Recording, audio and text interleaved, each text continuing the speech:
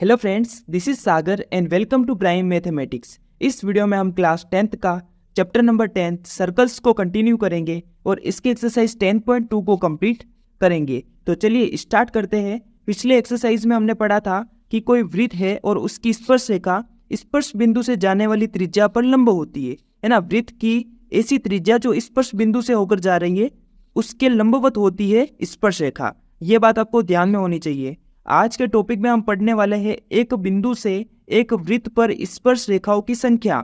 मतलब कोई वृत्त है और उसके इधर उधर हम अगर बिंदु लेंगे और उससे स्पर्श रेखा खींचेंगे तो कितनी स्पर्श रेखाएं हो सकती है। तो चलिए हम अलग अलग कंडीशंस देखते हैं। यहाँ पर आपके सामने एक वृत्त बना हुआ है और यहाँ पर मैं कोई पॉइंट ले रहा हूँ P, है ना। ये वृत्त के अंदर मैंने कोई पॉइंट लिया और इसके ऊपर मैं रेखाएं खींच रहा हूँ। इस तरह से देखिए, इस बिंदु को काटती हुई, है ना। तो क्या इसमें से आपको एक भी स्पर्श रेखा दिख रही है क्या? नहीं है ना, क्योंकि कोई भी रेखा जो है वो वृत्त से स्पर्श होकर नहीं जा रही है। तो यहां से हम कह सकते हैं कि वृत्त के अंदर बिंदु लेने से वृत्त पर कोई स्पर्श रेखा है ही नहीं, है ना। तो ये एक पॉइंट हो गया कि कोई स्पर्श रेखा नहीं बनेगी, कोई स्पर्श रेखा नहीं। अब देखिए सेकंड कंडीशन यहां पर क्या हो सकती है कि अगर मैंने बिंदु को यहां पर लिया, है ना, वृत्त पर ही लिया, पहले मैंने अंदर लिया था उसके बाद वृत्त पर ही मैं बिंदु ले रहा हूं और अगर यहां से स्पर्श रेखा खींचूं, चलिए मैं यहां पे ले लेता हूं। तो यहां पे अगर मैंने स्पर्श रेखा खींची इस तरह से, तो देखिए ये एक स्पर्श रेखा बन गई है। और हम अगर यहां पर बिंदु लेते हैं तो हम सिर्फ एक ही स्पर्श रेखा खींच सकते हैं। ये बात हमने पिछले एक्सरसाइज में भी पढ़ी थी, है ना, कि वृत्त के किसी बिंदु से एक ही स्पर्श रेखा खींची जा सकती है ना। तो ये देखिए एक स्पर्श रेखा हो गई, तो इसको हम बोल सकते हैं सेकेंड कंडीशन, जहां पर स्पर्श रेखा की संख्या कितनी होगी? एक होगी, है ना, एक स्पर्श रेखा। या आप प्रॉपर लिख सकते हो कि वृत्त पर बिंदु लेने पर एक स्पर्श रेखा खींची जा सकती है। अब अगर हम थर्ड कंडीशन की बात करें तो थर्ड में हम अगर बिंदु को इस तरफ वृत्त के बाहर ले, वृत्त के बाहर स्थित कोई बिंदु है P और यहां से अगर हम स्पर्श रेखाएं बनाएं तो देखिए यहां से वृत्त को स्पर्श करती हुई रेखा एक जाएगी इस तरह से, है ना। थोड़ी टेढ़ी बन रही है लेकिन देख लेना आप कि ये इस तरह से रेखा जा रही है। तो क्या ये दोनों स्पर्श रेखाएं है? पहले तो बिल्कुल हो जाएगी, है ना, इस बिंदु से जाने वाली ही तो है और ये वृत्त को स्पर्श भी कर रही है। तो अगर मैंने इस पॉइंट को नाम दे दिया T1 और इस पॉइंट को नाम दे दिया T2, ये दोनों पॉइंट कौन से है? स्पर्श बिंदु, स्पर्श बिंदु, है ना। तो अब देखिए ये PT1 और PT2 ये दो स्पर्श रेखा है। तो थर्ड कंडीशन में मैं क्या कह सकता हूँ कि दो स्पर्श रेखा जाएगी, है ना, हाईएस्ट इतनी हो सकती है, दो स्पर्श रेखा। तो यहाँ से देखिए निष्कर्ष क्या निकाल सकते हैं। पहले तो देखो P बिंदु है कोई, तो बाह्य बिंदु P, बाहरी मैंने कोई बिंदु ले लिया P और यहाँ से PT1 और PT2 ये दोनों स्पर्श रेखाएं हैं, ठीक है। और अब देखिए क्या इन दोनों स्पर्श रेखाओं की लंबाई जो है वो बराबर हो सकती है क्या? देखिए लंबाई कहते किसे? पहली बात तो ये, तो देखो वृत्त पर ये जो स्पर्श बिंदु, ये स्पर्श बिंदु है और P बिंदु से स्पर्श बिंदु तक की जो लंबाई है ना उसी को हम स्पर्श रेखा की लंबाई कहते हैं। तो क्या ये दोनों बराबर हो सकती है या नहीं हो सकती है? अगर आप इस डायग्राम को प्रॉपरली बनाते हैं तो आप नाप कर भी देख सकते हैं, लेकिन मैं आपको बता देता हूँ कि ये दोनों जो लंबाई होती है ना वो बराबर होती है। और इसी बात को हम इस आज के वीडियो में थ्योरम के रूप में प्रूव करने वाले। तो वही थ्योरम हम देखने वाले कि क्या क्या यहाँ पे हमें प्रूव करना है कि PT1 बराबर होगा PT2 के, है ना, ये स्पर्श रेखा की लंबाई बराबर होगी। और अगर देखिए अगर मैंने क्या किया, यहाँ पर इसका कोई केंद्र होगा वृत्त का, ठीक है, उसको मैंने O मान लिया और अगर इस O को मैं इस P से मिलाऊं और इस T1 को O से मिलाऊं और T2 को भी O से मिलाऊं, तो अब देखिए ये OT1 OT2 ये दोनों तो क्या है? वृत्त की त्रिज्या है ना। और ये जो है बीच में जा रही है OP रेखा, ये इस P बिंदु को, है ना, P के यहाँ से एक एंगल बनेगा, ये इस तरह से पूरा एंगल, और इस एंगल को ये दो बराबर हिस्सों में बांटती है। मतलब ये OP जो है वो इसका एंगल बाइसेक्टर है। T1 PT2 ये जो एंगल है ना ये इस एंगल को दो बराबर भागों में बांटती है। ऐसा भी हम प्रूव करेंगे। मतलब अगर ये एंगल 20 है तो ये भी 20 ही होगा। इस बात को हम प्रूव करने वाले।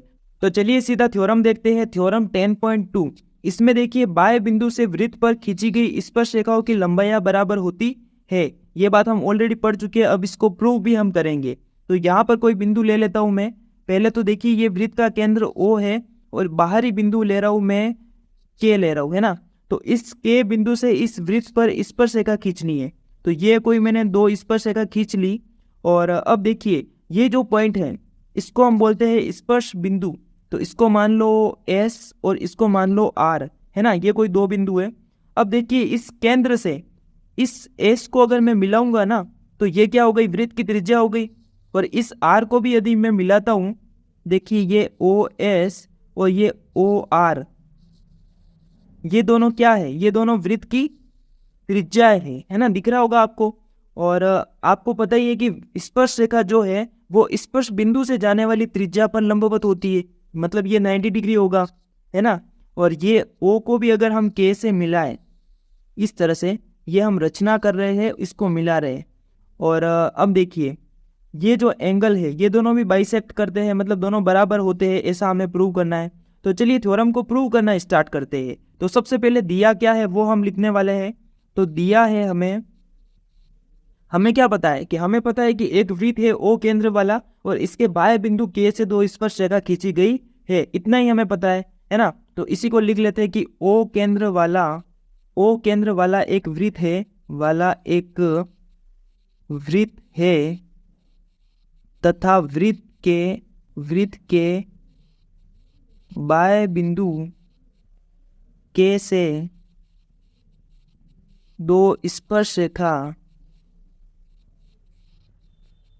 कौन कौन सी, KS व KR है, ये दोनों स्पर्शरेखाएं हैं। अब देखिए हमें प्रूव क्या करना है। तो प्रूव हमें करना है सिंपल सा कि इन दोनों स्पर्शरेखाओं को बराबर प्रूव करना है, मतलब KS बराबर होगी KR के।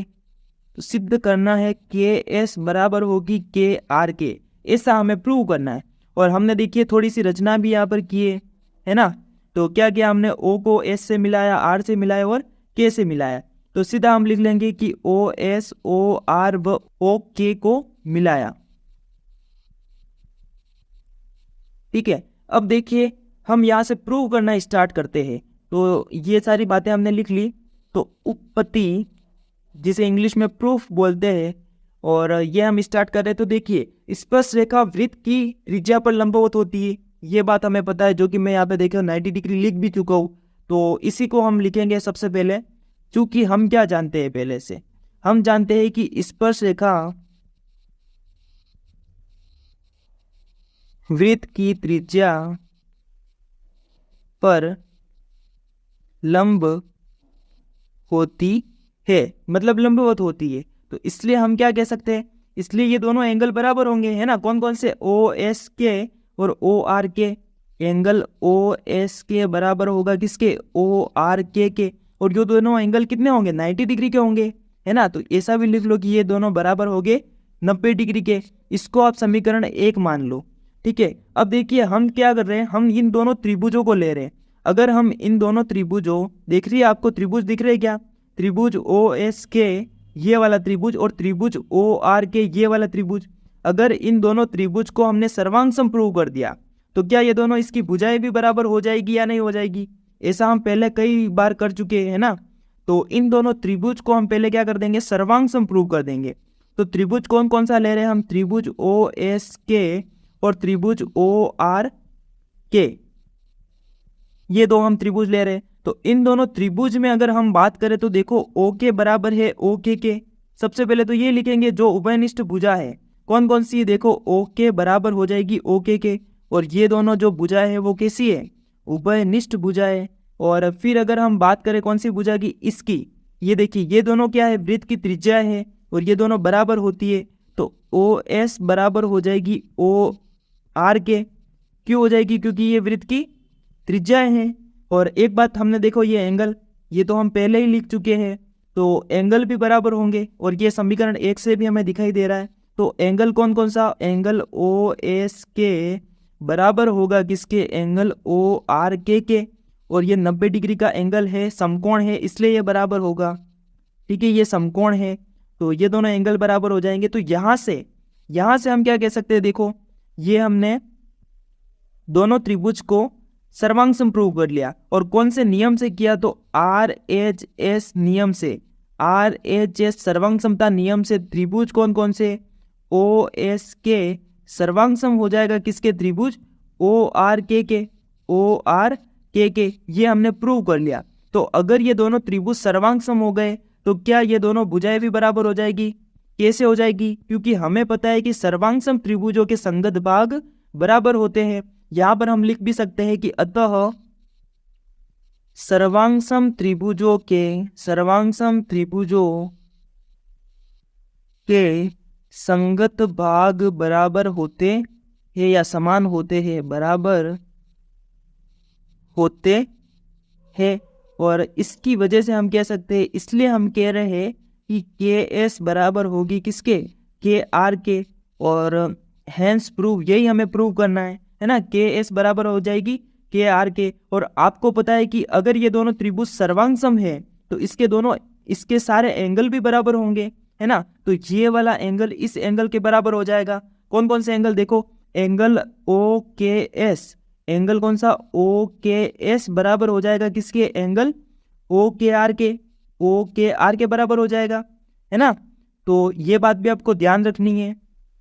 तो इस तरह से इस थ्योरम को करेंगे। बहुत ही आसान थ्योरम है, मुझे लगता है कि आपको समझ में आ गई होगी। अब बात करते हैं आगे और प्रश्नावली 10.2 के क्वेश्चंस करते हैं। तो इसका फर्स्ट क्वेश्चन है कि एक बिंदु Q से वृत्त पर स्पर्श रेखा की लंबाई हमें दे रखी है 24 सेंटीमीटर और Q की केंद्र से दूरी हमें दे रखी है। तो और वृत्त की त्रिज्या के बारे में हमें पूछा है। तो देखिए यहाँ पर इसको हम करेंगे कैसे। तो ये आपके सामने कोई वृत्त है ना। इस वृत्त को हम इस तरफ ले आते हैं और देखिए कि हमें क्या दे रखा है और क्या हमें पूछा है। तो ये कोई केंद्र है और यहाँ पर मैं कोई स्पर्श रेखा बना देता हूँ PQ, है ना। ये मैंने स्पर्श रेखा बना दी। तो Q से एक वृत्त पर स्पर्श रेखा की लंबाई कितनी दे रखी है? 24 सेंटीमीटर, है ना। PQ की लंबाई हमें दे रखी है 24 सेंटीमीटर और Q की केंद्र से दूरी, तो इस Q बिंदु की इस केंद्र से जो दूरी हमें दे रखी है वो हमें दे रखी है 25 सेंटीमीटर। और अब वृत्त की त्रिज्या ज्ञात करनी है, मतलब OP हमें फाइंड करनी है, यही क्वेश्चन है। और अब देखिए कि OP जो है वो स्पर्श रेखा पर इस स्पर्श बिंदु से जाने वाली त्रिज्या है। तो इस स्पर्श रेखा और इस OP के बीच में एंगल कितना होगा? 90 डिग्री का होगा, मतलब ये दोनों लंबवत होगी। ये बात हम कहाँ से बोल पा रहे? थ्योरम 10.1 से, है ना, जो कि हमने 10.1 में ही पढ़ी थी। तो यहाँ पे देखिए लिख लेंगे सीधा सा कि OP जो है वो लंबवत है किसके? PQ के। और ये हम कहाँ से? प्रमेय 10.1 से। आपको पूरा स्टेटमेंट लिखना है यहाँ पे, है ना। वृत्त की त्रिज्या स्पर्श रेखा पर लंब होती है, ऐसा लिख लेना है। तो ये बात मैंने सीधा ही लिख ली। अब देखिए यहाँ पर हम पाइथागोरस प्रमेय लगा सकते हैं। ये देखो 90 डिग्री का एंगल, है ना, एक समकोण त्रिभुज है ये। और इसमें ये कर्ण, ये इसका जो है वो लंब, और सॉरी ये लंब और ये इसका आधार हो जाएगा। तो ये थ्योरम पाइथागोरस प्रमेय हम लगा लेंगे। पाइथागोरस प्रमेय से देखिए क्या लिख सकते हैं कि OQ का स्क्वायर बराबर OP का स्क्वायर प्लस PQ का स्क्वायर। अब देखिए OQ हमें कितनी पता है? 25 का स्क्वायर। OP हमें फाइंड करनी है, ठीक है। और PQ जो है वो 24 है। अब देखिए OP को अगर मैं इधर लिखूं तो 25 के 24 जो है वो इस तरफ चला जाएगा, इसका स्क्वायर। 25 का स्क्वायर कितना होता है? 625 माइनस 24 का होता है 5, मतलब 576। तो ये आ जाएगा और इसको हम माइनस करेंगे। देखो स्क्वायर हटेगा तो रूट लग जाएगा, है ना। और इसको माइनस करने पे मिलेगा हमें 49।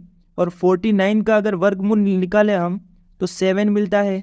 और 7 सेंटीमीटर यही इसकी आंसर हो जाएगा, है ना। त्रिज्या हो जाएगी 7 सेंटीमीटर।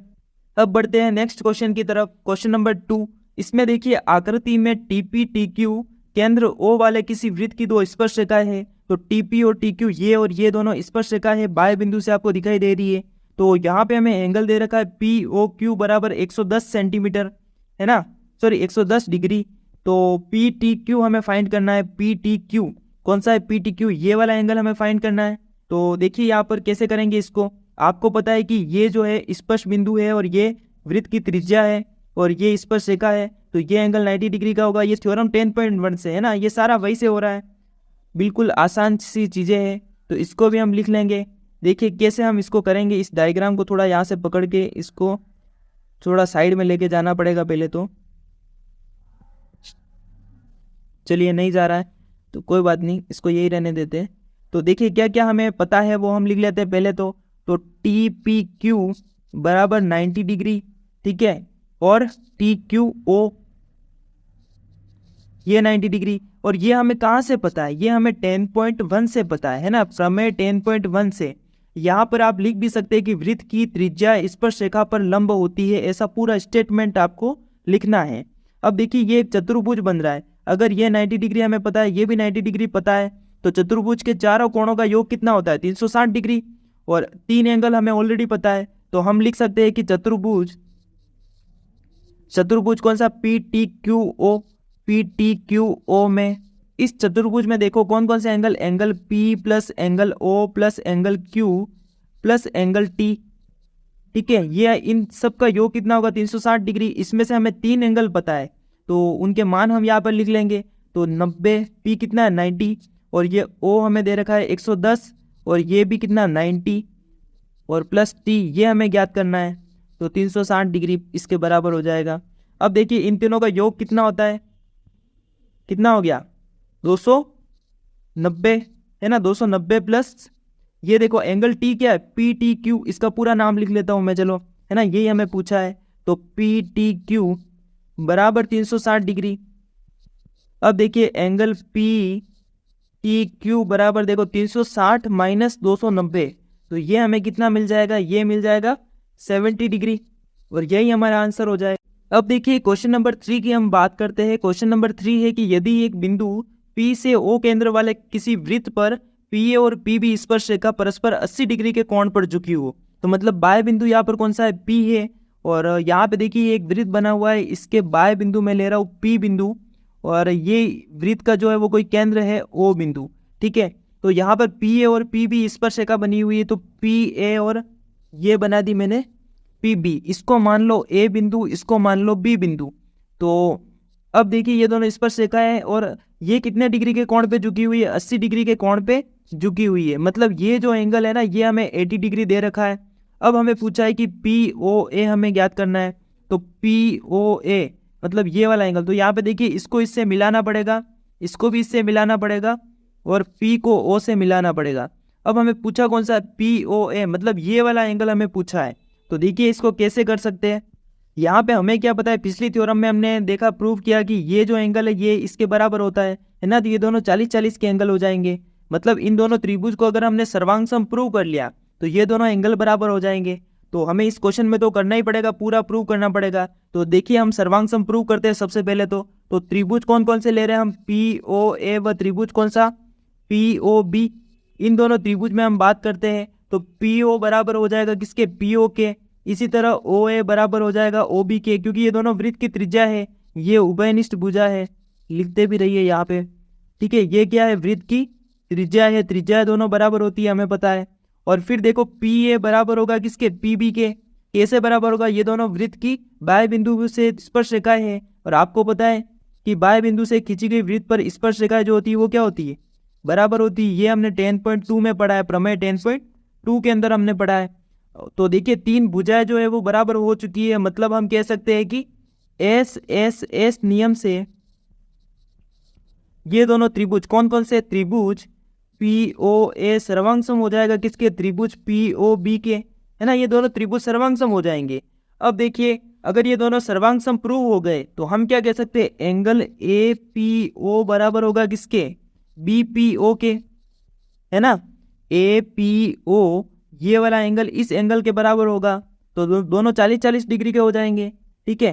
तो यहाँ से देखो हम कैसे इसको 40-40 लिख पाएंगे, तो एंगल APO बराबर है किसके, हाफ ऑफ ABPB के, APB के, है ना, इसका आधा ही तो होगा, है ना। क्या हम ऐसा लिख सकते हैं या नहीं लिख सकते, आप ही बताइए, एंगल APB का आधा होगा। अब देखिए कि यहाँ से हम APO निकाल सकते हैं ना, देखिए इसको मैं इस तरफ कर रहा हूँ, APO बराबर हाफ ऑफ APB लिखा है मैंने, ठीक है। तो मतलब ये कितना 80 डिग्री हो जाएगा, ठीक है। देखिए BPO के बराबर लिखा है मैंने हाफ ऑफ APB। देखो BPO कौन सा, BPO ये वाला एंगल जो है वो हाफ ऑफ APB के बराबर हम लिख सकते हैं, है ना। ऐसा लिखना आपको आना चाहिए। अब देखिए यहाँ से ये कैंसिल हो जाएगा और ये 40 डिग्री हो जाएगा, तो एंगल APO कितना हो जाएगा 40 डिग्री, है ना। यहाँ पे बराबर से ही आप सीधा बता सकते हैं कि हाँ ये दोनों 80 के होंगे, सीधा ही कह सकते हो, लेकिन ये एक थोड़ा सा तरीका है इसको करने का, है ना। तो ये 40 डिग्री हो जाएगा, तो इसको मैंने यहाँ पर लिख दिया, ये 40 डिग्री है। अब देखिए कि यहाँ पे हमें पता है एक चीज़ कि ये वाला एंगल 90 डिग्री होगा और ये वाला एंगल भी 90 डिग्री होगा। ये थ्योरम 10.1 से हम कह पा रहे हैं, और चूंकि हम क्या कह पा रहे हैं कि PAO जो है वो 90 डिग्री होगा, कौन सी प्रमेय 10.1 से, है ना, प्रमेय 10.1 से हमने ये बताया। अब देखिए इस त्रिभुज की अगर बात करें तो इसमें हमें दो एंगल पता चल चुके हैं, ये देखो ये 40 ये 90, तो ये हमें पता चल जाएगा, है ना। तो कौन सा त्रिभुज APO में, इस त्रिभुज में देखिए APO plus PAO plus angle POA, इन तीनों का योग 180 डिग्री के बराबर होगा ट्राइंगल की एंगल सम प्रॉपर्टी से, है ना। तो ये हो जाएगा 40 प्लस ये हो जाएगा PAO 90 डिग्री प्लस ये हो जाएगा POA ही रहेगा क्योंकि ये तो हमें ज्ञात करना है, तो ये 180 डिग्री के बराबर हो जाएगा। तो एंगल POA बराबर हो जाएगा 180 माइनस ये हो जाएगा 130, तो यहाँ से हमें मिलेगा 50 डिग्री, और यही इसका आंसर हो जाएगा। इस तरह से इस क्वेश्चन को हम करेंगे। अब बात करते हैं क्वेश्चन नंबर 4 की। इसमें देखिए सिद्ध कीजिए कि किसी वृत्त के किसी व्यास के सिरों पर खींची गई स्पर्शरेखा समांतर होती है। तो व्यास के सिरों पर खींची गई स्पर्शरेखा मतलब ये देखिए ये कोई इसका केंद्र है O बिंदु, तो व्यास कौन सा होता है, ये पूरा केंद्र से जाने वाली जो रेखाखंड होता है वही तो व्यास होता है ना। तो ये व्यास हो गया, और इसके सिरों से जाने वाली स्पर्शरेखा मतलब यहाँ से जाने वाली स्पर्शरेखा, तो ये कोई स्पर्शरेखा बना रहा हूँ मैं दो, और इसमें बोला क्या है, हमें प्रूव क्या करना है कि ये दोनों स्पर्शरेखा जो है वो समांतर होती है, ऐसा हमें प्रूव करना है। तो देखो सिद्ध क्या करना है, पहले तो वो देखिए नाम दे देता हूँ AB और इसको नाम दे दो PQ, ठीक है, और इस बिंदु को नाम दे दो M और इसको नाम दे दो N। अब देखिए सिद्ध क्या करना है हमें, पहले तो ये हमें समझ में आना चाहिए कि देखो सिद्ध क्या करना है कि ये दोनों जो रेखाएं हैं इस व्यास के सिरों पर खींची गई AB और PQ, इन दोनों को हमें समांतर प्रूव करना है, ठीक है। तो AB समांतर है PQ की, ये हमें प्रूव करना है। अब देखिए हमें पता क्या है, क्या पता चल रहा है यहाँ से, देखो अगर ये स्पर्श रेखा है तो स्पर्श बिंदु कौन सा हो जाएगा M, है ना, और स्पर्श बिंदु से वृत्त की त्रिज्या अगर कोई जा रही तो इसके लंबवत होती है, ये हमने 10.1 में पढ़ा है। तो ये एंगल कितना हो जाएगा 90 डिग्री का हो जाएगा, ठीक है। इसी तरह ये एंगल भी कितना हो जाएगा 90 डिग्री का हो जाएगा। इस एंगल को नाम दे दो 1 और इसको नाम दे दो 2। तो अब देखिए ये दोनों एंगल हमें क्या बता रहे हैं कि एंगल 1 जो है वो 90 डिग्री है और एंगल 2 भी कितना है 90 डिग्री है, ठीक है, ये एंगल 2 भी 90 डिग्री है। तो यहाँ से देखो ये हमने कैसे बोला, वो थ्योरम क्या है कि OM जो है ये OM त्रिज्या लंबवत है किसके AB के, ठीक है, और इसी तरह ON लंबवत है किसके PQ के। और ये बातें हमने लिखी कहाँ से, तो प्रमेय 10.1 से, है ना। पहले आप स्टेटमेंट लिख सकते हो इधर पूरा कि वृत्त की स्पर्शरेखा जो होती है, वृत्त की त्रिज्या जो होती है वो स्पर्शरेखा पर लंब होती है, ऐसा लिख सकते हो। अब देखिए क्योंकि हमें क्या पता है, क्योंकि एंगल 1 जो है वो एंगल 2 के बराबर है, दिख रहा है आपको, एंगल 1 एंगल 2 के बराबर है। और आपको पता है अगर दो कोई स्पर्श रेखा हो इस तरह से बीच में दीर्घ रेखा हो तो ये दोनों एंगल जो होते हैं एकांतर एंगल कैसे होते हैं, बराबर होते हैं। और अगर एकांतर एंगल बराबर है तो 100% वो दोनों रेखाएं कैसी होगी, स्पर्श रेखा होगी। तो बिल्कुल आसान सा क्वेश्चन हो गया ये कि एक तो हमें पता है कि एंगल 1 और एंगल 2 दोनों पता है, और ऊपर से ये भी पता है कि ये दोनों कैसे एंगल है, एकांतर कोण है ना, ठीक है। तो ये आपने पढ़ रखी है सारी चीजें 9th क्लास में ही। तो एंगल 1 और 2 एकांतर कोण भी है, एकांतर कोण भी है, और ये एकांतर कोण है और बराबर है। तो अतः हम कह सकते हैं कि ये जो रेखाएं होगी दोनों समांतर रेखा होगी। तो AB समांतर है PQ के, है ना, स्पर्श रेखा जो है वो समांतर रेखाएं हो जाएगी, यही हमें प्रूव करना है। तो इस क्वेश्चन को इस तरह से हम करेंगे। अब बात करते हैं क्वेश्चन नंबर 5 की। इसमें देखिए सिद्ध कीजिए कि स्पर्श बिंदु स्पर्श रेखा पर खींचा गया लंब वृत्त के केंद्र से होकर जाता है। तो सर्वप्रथम हम एक स्पर्शरेखा बना देंगे, है ना, और फिर देखेंगे कि देखिए ये एक स्पर्शरेखा मैंने बना दी P, ये स्पर्श बिंदु है, तो स्पर्श बिंदु से स्पर्शरेखा पर खींचा गया लंब, तो स्पर्श बिंदु ये रहा P, और स्पर्शरेखा पर खींचा गया लंब मतलब स्पर्शरेखा पे एक लंब खींचेंगे O बिंदु से, है ना, तो ये जो है वो वृत्त के केंद्र से होकर ही जाता है। मतलब अगर स्पर्शरेखा के कोई लंबवत रेखा है तो वो 100% केंद्र से होकर ही जाएगी, ऐसा हमें प्रूव करना है। और आपको तो पता ही है कि स्पर्शरेखा से अगर त्रिज्या है ना, वृत्त की त्रिज्या वो लंबवत होती है, ये आपको पता है, ठीक है। तो यहाँ पे ऐसा ही बोला है कि लंब अगर है तो वो 100% वृत्त के केंद्र से होकर जाएगा, ये हमें प्रूव करना है। तो हम यहाँ पे देखिए थोड़ा सा कॉन्ट्राडिक्शन वाला यूज कर रहे हैं हम तरीका, कि हम क्या मान रहे हैं, पहले इस तरफ कोई बिंदु मान लेते हैं M या फिर Q, है ना, इस बिंदु से इस P को हम मिलाएंगे, और हम क्या बोल रहे हैं कि PQ जो है ना वो इसके लंबवत है, इस P इस स्पर्शरेखा के लंबवत है, ऐसा हम बोल रहे हैं, है ना। इसको मान लो AB, स्पर्शरेखा को क्या मानना है AB, और ये स्पर्श बिंदु है ना। हम इस क्वेश्चन में मन से मान लेंगे कि ये जो PQ है ना वो इस AB के लंबवत है, ऐसा हम अपनी मर्जी से मान लेंगे। फिर अगर आगे जाके अगर ये बात गलत सिद्ध हो जाती है तो फिर हम कह देंगे कि PO जो है वो ही इसके लंबवत है, मतलब ये P जो है वो केंद्र O से गुजर रही है और वो इस स्पर्शरेखा के लंबवत है। तो चलिए देखिए इसको करते हैं, कैसे करेंगे इसको। तो सबसे पहले जो दिया है ना उसी को हम फोकस करेंगे, जो दिया है उस पर लिख लेंगे कि क्या तो हमें पता है। तो O केंद्र वाले एक वृत्त AB एक स्पर्शरेखा है, इस वृत्त पर AB एक स्पर्शरेखा है, स्पर्शरेखा है, ये हमें पता है। और देखो ये स्पर्श बिंदु भी है तथा P जो है वो स्पर्श बिंदु है, P एक स्पर्श बिंदु है, ये बात हमने लिख ली जो कि हमें पता है। अब देखिए सिद्ध क्या करना है, तो सिद्ध जो करना है वो भी लिख लेता हूं। सिद्ध करना है, सिद्ध हमें करना है कि स्पर्श बिंदु से खींचा गया लंब केंद्र O से गुजरता है, ये हमें प्रूव करना है। तो स्पर्श बिंदु से खींचा गया लंब केंद्र O से जाता है या गुजरता है, ये हमें प्रूव करना है। अब देखिए कि यहाँ पे हमने कुछ रचना भी की है। क्या रचना हमने की है, हमने थोड़ा सा यहाँ पर कंस्ट्रक्शन किया है कि यहाँ पे एक बिंदु Q मान लिया है और फिर इसको ये PQ बना दिया है, मतलब तो माना P बिंदु जो है वो Q से होकर जाता है, ऐसा हमने रचना की है। तो मान लेंगे कि माना, ये हमने माना ही है ना एक तरह से, ऐसा है तो नहीं, है ना। तो माना P बिंदु Q से होकर जाता है, ये ऐसा हमने माना है। और अब देखिए उत्पत्ति हम स्टार्ट कर रहे हैं, प्रूव करना स्टार्ट कर रहे हैं। तो सबसे पहले हमने जो माना है उसी को हम एक बार लिख लेते हैं। तो देखो हमने माना है कि P बिंदु Q से होकर जाता है या जाता है, ठीक है, Q से जाता है, ये ऐसा हमने माना है। अतः हम इस बात से हम क्या कह सकते हैं कि अगर हमने ऐसा माना है तो 100% ये जो QPB जो है वो 90 डिग्री का एंगल बनाएगा, है ना। QPB कितना हो जाएगा, 90 डिग्री का एंगल होगा, अगर ऐसा हमने माना है तो।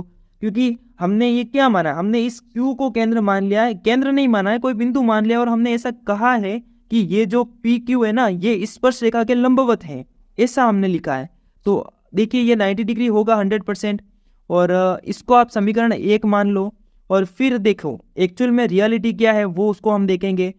एंड दूसरी बात हमें क्या दिखाई दे रही कि यदि केंद्र जो है वो O है, ठीक है, वृत्त का केंद्र O है तो OB त्रिज्या होगी, है ना। अगर ये केंद्र है तो ये त्रिज्या होगी, है ना, न कि PQ त्रिज्या होगी। तो देखो इसको भी हम लिखते हैं कि यदि O केंद्र है तो OP क्या होगी, त्रिज्या होगी। और अगर ये त्रिज्या है तो हम क्या कह सकते हैं यहाँ से, अतः अगर ऐसा है तो OPB जो है, OPB ये 90 डिग्री होगा, ठीक है, यही होगा ना। तो इसको हम इक्वेशन 2 मान लेते हैं। अब देखिए यहाँ पे ये भी 90 डिग्री और ये भी 90 डिग्री, क्या ऐसा पॉसिबल है, ऐसा तो कभी पॉसिबल है ही नहीं। क्योंकि देखिए ना ये तो आपको सीधा दिख रहा है कि ये एंगल बड़ा है और ये एंगल इससे छोटा है, तो ऐसा कैसे पॉसिबल हो सकता है कि ये जो है वो दोनों एक साथ 90 डिग्री हो जाए? ऐसा तो पॉसिबल हो ही नहीं सकता। तो देखो इसको लिखेंगे कैसे, यहाँ से समीकरण 1 और 2 से हमें दिख रहा है, समीकरण 1 व 2 से हमें क्या दिख रहा है, हमें दिख रहा है कि ये दोनों एंगल तो 90 डिग्री है, पर ऐसा पॉसिबल नहीं है। देखो एंगल ओ पी बी और एंगल क्यू पी बी ये दोनों 90 डिग्री है, जो कि पॉसिबल नहीं है। यहाँ पे लिखना पड़ेगा जो कि संभव नहीं है, लिख लो जो कि संभव नहीं है। क्यों नहीं है? क्योंकि एंगल कौन सा, क्यू पी बी जो है वो छोटा है किससे, एंगल ओ पी बी से छोटा है ना, तो इसलिए ये पॉसिबल नहीं है। और ये पॉसिबल कब हो सकता है? ये बात सिर्फ तभी पॉसिबल हो सकती है जब ओपी और ओपी और क्यूपी, ये देखो ओपी और ये क्यूपी ये दोनों संपाती हो जाए, मतलब दोनों एक दूसरे के ऊपर आ जाए, तभी पॉसिबल है, बाकी तो पॉसिबल नहीं है, बराबर है ना। तो इसलिए हम क्या कह सकते हैं, सीधे लिख लेंगे कि इसलिए स्पर्श बिंदु P से खींचा गया लंब केंद्र O से जाता है। इसलिए स्पर्श बिंदु P से खींचा गया लंब O से जाता है, केंद्र O से जाता है, ऐसा लिख लेना, ठीक है। हैंस प्रूव, यही बात हमें प्रूव करनी है और इस क्वेश्चन को इस तरह से करेंगे तो समझ में आ गया होगा आपको। अब बात करते हैं क्वेश्चन नंबर 6 की। इसमें देखिए एक बिंदु ए से जो वृत्त के केंद्र से 5 सेंटीमीटर की दूरी पर है, वृत्त पर स्पर्शरेखा की लंबाई 4 सेंटीमीटर दे रखी है हमें और वृत्त की त्रिज्या हमें ज्ञात करनी है। तो कैसे करेंगे इस क्वेश्चन को हम, तो देखिए सिंपल सा, यहाँ पर कोई बाह्य बिंदु ए है, ये वृत्त का कोई केंद्र ओ है, तो इसको यहाँ से मिलाएंगे, ये बी बिंदु, इसको यहाँ से मिलाएंगे और इसको यहाँ से ए से मिलाएंगे। अब देखिए वृत्त के केंद्र से 5 सेंटीमीटर की दूरी ए की, तो ये हो जाएगी 5 सेंटीमीटर, ये हो जाएगी 4 सेंटीमीटर। देखो रेखा की लंबाई, स्पर्शरेखा की लंबाई 4 सेंटीमीटर दे रखी है, ये 90 हो ही जाएगा, आपको पता है ना। कैसे हो जाएगा, थ्योरम बी जो है वो 90 हो जाएगा, कौन सी, थ्योरम 10.1 से, ठीक है।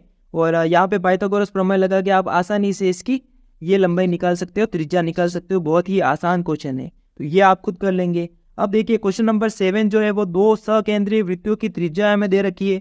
सकेंद्रीय वृत्त क्या होते हैं, जिसकी त्रिज्या उसका जो सेंटर है वो सेम हो, है ना। तो दो सकेंद्रीय वृत्त, यहाँ पे दो वृत्त दे रखे हैं हमें, और देखिए यहाँ पे पूछा क्या है हमें कि बड़े वृत्त की उस जीवा की लंबाई ज्ञात कीजिए जो छोटे वृत्त को स्पर्श करती है। तो बड़े वृत्त की उस जीवा की लंबाई, तो बड़े वृत्त की जीवा बनाएंगे हम पहले तो मैं मान लेता हूँ कि यहाँ पे ये कोई जीवा है। जीवा किसे कहते हैं, आपको पता है कि वृत्त के ऊपर अगर कोई दो बिंदु ले लें तो उसको मिलाने वाला जो रेखाखंड बनता है उसी को हम बोलते हैं जीवा।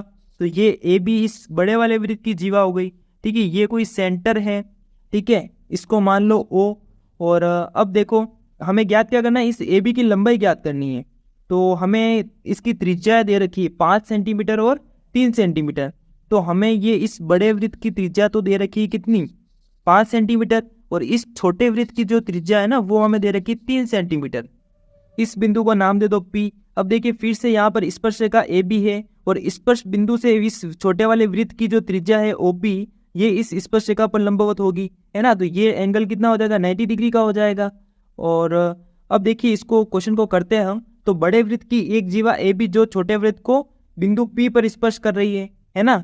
तो इस बात को अगर हम लिखे, तो नहीं भी लिखे तो भी चल जाएगा, सीधा ही हम लिख सकते हैं कि चूंकि, या फिर चलिए लिख लेते हैं कि बड़े वृत्त की एक जीवा है, कौन सी, AB, जो छोटे वृत्त को बिंदु P पर स्पर्श करती है, छोटे वृत्त को बिंदु P पर स्पर्श करती है। इसलिए हम क्या कह सकते हैं, अगर ये P पर स्पर्श कर रही है तो हम कह सकते हैं कि OP जो है वो लंबवत है किसके, AB के, ये बात हम बोल सकते हैं। और साथ ही साथ हम क्या कह सकते हैं कि OPA जो है वो 90 डिग्री हो जाएगा, है ना, ये भी हम कह सकते हैं। तो ये हम के कहाँ से रहे हैं, 10.1 से, है ना, वहाँ से भी हमें पता है।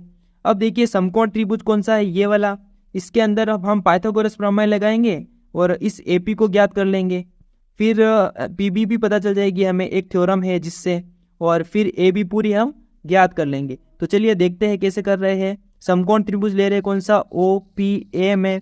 इस त्रिभुज में हम देखिए पाइथागोरस प्रमेय लगा रहे हैं, मतलब ए पी का स्क्वायर है ना, लंब स्क्वायर प्लस आधार स्क्वायर बराबर कर्ण स्क्वायर, तो ओ ए का स्क्वायर।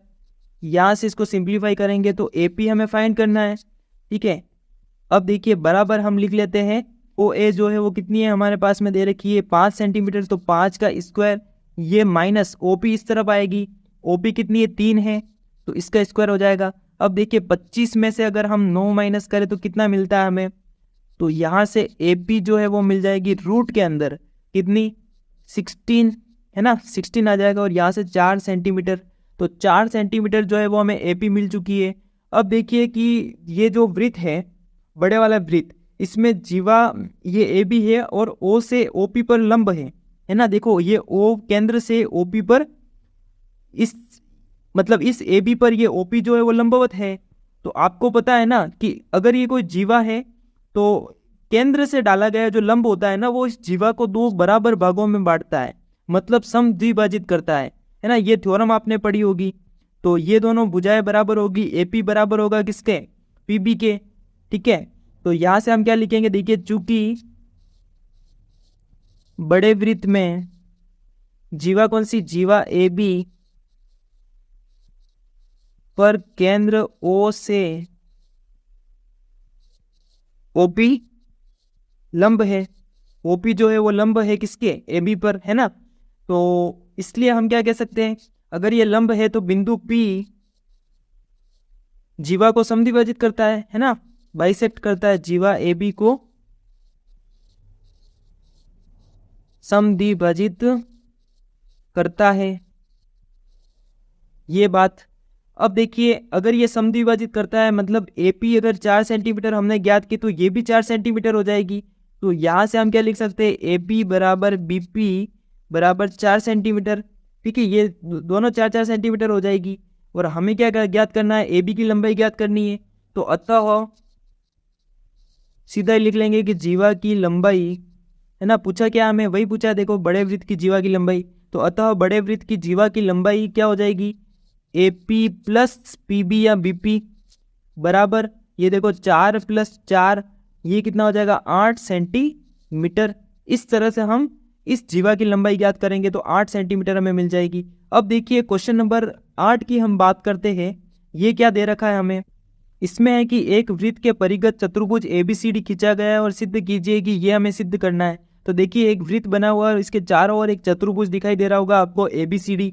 अब सिद्ध क्या करना है, A B plus C D बराबर A D plus B C. तो ए बी ये प्लस सी डी, मतलब आमने सामने की भुजाओं का योग जो है वो हमें बराबर प्रूव करना है, ये हमें प्रूव करना है। तो देखिए इसको हम कर कैसे सकते हैं, पहले तो हमें सीधा सा एक थ्योरम याद रखनी है। थ्योरम को याद करना है कि हमें पता है कि बाएं बिंदु से खींची गई स्पर्शरेखा की लंबाई क्या होती है, बराबर होती है। और क्या आपको इस डायग्राम में कहीं पे भी बाएं बिंदु से खींची गई स्पर्शरेखा दिखाई दे रही है, क्या दिखाई दे रही होगी। ये देखो ये बाएं बिंदु डी है और इस वृत्त पर ये दोनों स्पर्शरेखा खींची गई है। इसी तरह ये बाएं बिंदु, ये दोनों स्पर्शरेखा, इसी तरह ये बाएं बिंदु, ये बाएं बिंदु, है ना, दिख रहा होगा आपको।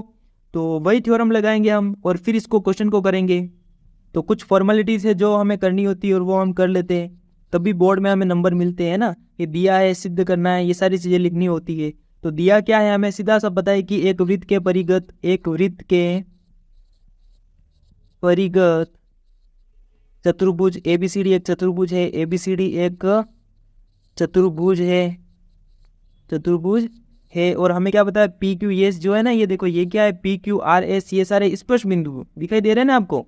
तो पी क्यू आर एस ये तो है जहां हम लिख सकते हैं कि वृत्त की परिधि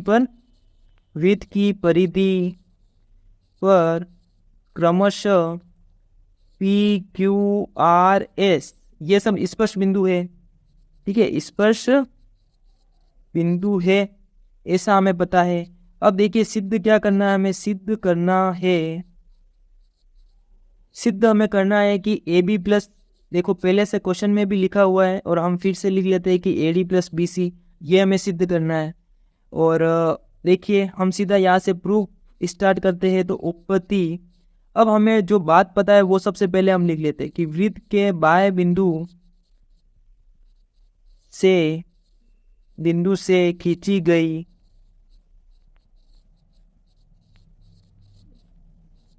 स्पर्श रेखाओं की लंबाई बराबर होती है। ये हमने थ्योरम 10.2 से लिख लिया। अगर ये बात हमें पता है तो हम क्या कह सकते हैं कि AP बराबर हो जाएगी किसके, AS के। देखो यहाँ पर A बिंदु ये रहा, इससे AB ये स्पर्श रेखा और AS स्पर्श रेखा, तो क्या ये दोनों बराबर हो जाएगी या नहीं हो जाएगी? बिल्कुल हो जाएगी। ठीक है, तो AP बराबर हो जाएगी किसके, AS के। इसको आपने समीकरण 1 दे दिया। फिर देखो AP को जोड़ने वाली ये AB को पूरी रेखा कब बनेगी, AP प्लस BP, है ना, या PB आप कह सकते हो। तो देखो ये जो BP है ये बराबर होगी किसके, BP बराबर होगी BQ के। ठीक है, BQ के बराबर हो जाएगी। इसको आप इक्वेशन सेकेंड दे दो। अब ये रेखा पूरी कंप्लीट हो गई। अब इस सामने वाली रेखा को देखो, है ना, ये देखो ये BP मैंने यहाँ पे क्यों लिखा, AP बराबर है AS के, और फिर मैंने BP लिखा इस तरफ। क्यों लिखा, क्योंकि ये पूरी रेखा इन दोनों को जोड़ना ही तो है आखिर में जाके हमें, तो इसलिए मैंने इस तरफ BP लिखा। अब देखो ये वाली रेखा हम देख रहे हैं, तो इस रेखा में देखो कि इस बाएं बिंदु कौन सा है, C और D, तो CR बराबर हो जाएगी किसके, CQ के। इसको इक्वेशन थर्ड दे दो। इसी तरह देखो DR बराबर हो जाएगी DS के। इसको 4 दे दो। ठीक है, देखो ये CR और ये DR ये दोनों मिलके ये पूरी CD बन रही है। ठीक है, इसलिए मैंने इसको ऐसे लिया है। अब समीकरण 1 2 3 4 को जोड़ देंगे तो समीकरण 1 2 3 व 4 को जोड़ने पर इन चारों को अगर हमने जोड़ दिया तो फिर क्या बन गया, AP प्लस, देखो लेफ्ट हैंड साइड सारी जुड़ जाएगी और राइट हैंड साइड सारी जुड़ जाएगी। ऐसा ही होता है। ठीक है, समीकरण को जोड़ना आपको आता होगा।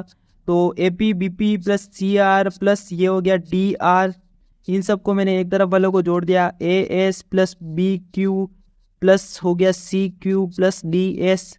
अब देखो AP प्लस BP क्या बन रहा है, AB बन रहा है ना पूरा। ठीक है, तो AB देखो हमें सिद्ध क्या करना है, इसमें AB ही हमें लेके आना है, तो इसलिए मैंने ऐसा किया। अब देखो CR प्लस DR जो है वो CD बन रहा है, तो CD आ जाएगा। ठीक है, और AS प्लस BQ जो है वो बन रहा है क्या, AD, और ये बन जाएगा BC। तो यही तो हमें प्रूव करना है ना, हेंस प्रूव। इस तरह से इस क्वेश्चन को प्रूव करेंगे हम। अब बात करते हैं क्वेश्चन नंबर 9 की। इसमें देखिए आकृति में XY तथा X' O केंद्र वाले वृत्त पर दो समांतर स्पर्श रेखाएं, तो ये दोनों समांतर स्पर्श रेखाएं हैं, और स्पर्श बिंदु C पर स्पर्श रेखा को AB XY को A तथा X' को B पर प्रतिच्छेद करती है। तो देखो ये जो है ना वृत्त की स्पर्श रेखा कौन सी, AB, ये दिखाई दे रही होगी, ये स्पर्श रेखा है वृत्त की। और ये कहाँ पर, XY को तो A पर और इस X' को B पर प्रतिच्छेद कर रही है, ये हमें दे रखा है। ठीक है, तो दिया है यू करके आप ये पूरी लाइन लिख सकते हो चाहो तो। अब देखिए सिद्ध क्या करना है हमें, तो सिद्ध करना है कि AOB बराबर है किसके, 90 डिग्री के। तो AOB ये वाला जो एंगल है ना, इसको हमें प्रूव करना है 90 डिग्री, इस एंगल को। तो इसको कैसे हम प्रूव करेंगे 90 डिग्री, तो इसके लिए देखिए हम क्या कर सकते हैं, पहले तो हमें इस O को C से मिलाना पड़ेगा। तो इस O को मैं C से मिला रहा हूँ। इसको अगर मैंने मिला दिया तो आपको देखो यहाँ पर एक ये त्रिभुज, ये वाला त्रिभुज, ये त्रिभुज और ये त्रिभुज, 4 त्रिभुज दिखाई दे रहे हैं।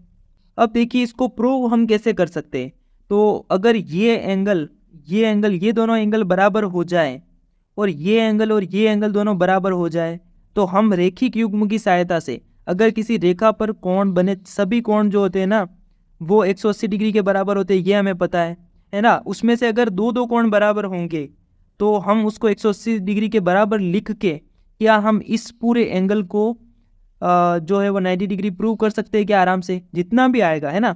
तो अगर 90 डिग्री आ गया तो हमारा जो काम है वो बन जाएगा, मतलब हमें जो प्रूव करना है वो प्रूव हो जाएगा। देखिए मैं कैसे कह रहा हूँ ये बात आपको हम करके ही दिखाते हैं। ये देखिए इसको मैं इससे मिला दिया, और फिर हम इस क्वेश्चन को करने वाले हैं। तो देखो कैसे कर रहे हैं, आपको जैसे जैसे मैं करूँगा क्वेश्चन को आपको समझ में भी आ जाएगा, है ना। तो सिद्ध क्या करना है वो तो यहाँ पर लिख ही रखा है, हमें लिखने की ज़रूरत ही नहीं है। जो दिया है वो भी हमें लिख रखा है ना। ये पूरा जो रामायण लिखी यहाँ पे ये हमें दे रखी है, तो ये आप लिख लेना। अब देखिए रचना जो है वो हम लिख लेते हैं यहाँ पे कि छोटी सी हमने रचना की है कि ओ को सी से मिलाया, ओ को सी से मिलाया, ये छोटी सी हमने रचना की। अब देखिए उत्पत्ति हम सीधा स्टार्ट करते हैं।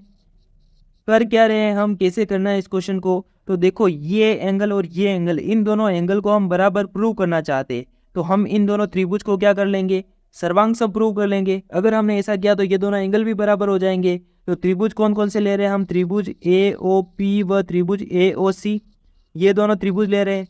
इन दोनों त्रिभुज के अंदर देखो ए ओ बराबर है किसके, ए ओ के। इसी तरह ए पी बराबर है किसके, ए सी के, है ना। पता चल रहा है आपको ए ओ बराबर क्यों है, क्योंकि ये तो उभयनिष्ठ है, आपको दिखाई ही दे रहा है। ए पी बराबर है ए सी के, ए पी बराबर है ए सी के, क्योंकि ये बाह्य बिंदु से खींची गई स्पर्शरेखा है। और आपको पता है 10.2 से थ्योरम कि बाह्य बिंदु से खींची गई स्पर्शरेखा कैसी होती है, बराबर होती है।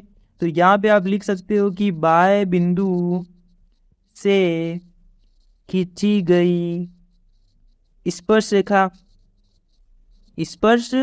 रेखा है। अब देखो यहाँ पे और क्या हो सकता है, तो OP बराबर है OC के, ये OP इस OC के बराबर है, क्योंकि ये दोनों वृत्त की त्रिज्या है। आपको पता है त्रिज्या कैसी होती है, बराबर होती है। तो OP बराबर है OC के, ये है वृत्त की त्रिज्या है, ये चीज हो गई। अब देखिए ये एस नियम से ये दोनों त्रिभुज जो है क्या हो गए, सर्वांग समसिद्ध हो गए। ए ओ पी सर्वांग सम हो जाएगा किसके, त्रिभुज ए ओ सी के।